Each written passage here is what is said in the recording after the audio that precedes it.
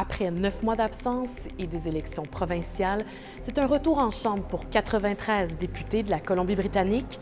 Voici quelques dossiers à surveiller.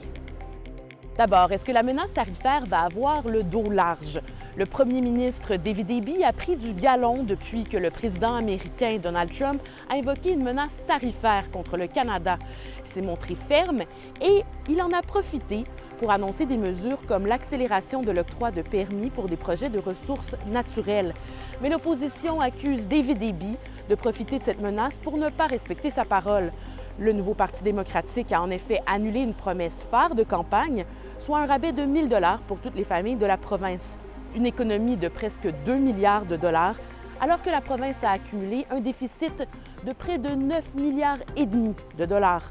Ce volte-face laisse planer des doutes sur les actions qui seront prises cette session par le gouvernement, alors qu'il y a de nombreuses crises, notamment dans le système de santé et l'abordabilité en Colombie-Britannique, et que plusieurs négociations syndicales s'amorcent entre le gouvernement et le secteur public. On surveille aussi John Rustad et l'opposition conservatrice. Le chef conservateur pilote la plus grande opposition officielle à faire son entrée à Victoria. 44 députés, dont plusieurs nouveaux, vont faire leur entrée dès mardi à l'Assemblée législative. Mais depuis la menace des tarifs douaniers, John Rustad a presque disparu de la scène publique. La période des questions en Chambre pourrait lui redonner une place sous les projecteurs. On surveille aussi la collaboration entre les Verts et le NPD. Le Parti vert, qui a 2 élus, a signé une entente de principe avec le NPD qui garantit des appuis à certains types de projets de loi. Mais les Verts entrent à l'Assemblée avec des députés inexpérimentés et sans chef.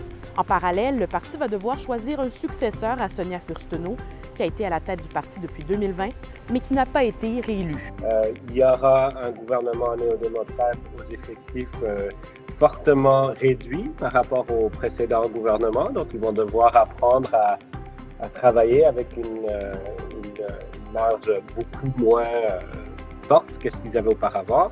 On va voir comment ils vont collaborer avec le Parti vert. Les enjeux de sécurité publique et de drogues illicites seront centrales à plusieurs débats, d'autant plus que dans un décret pour justifier les tarifs douaniers au Canada, le président américain nomme explicitement la Colombie-Britannique comme un lieu de production de fentanyl au pays.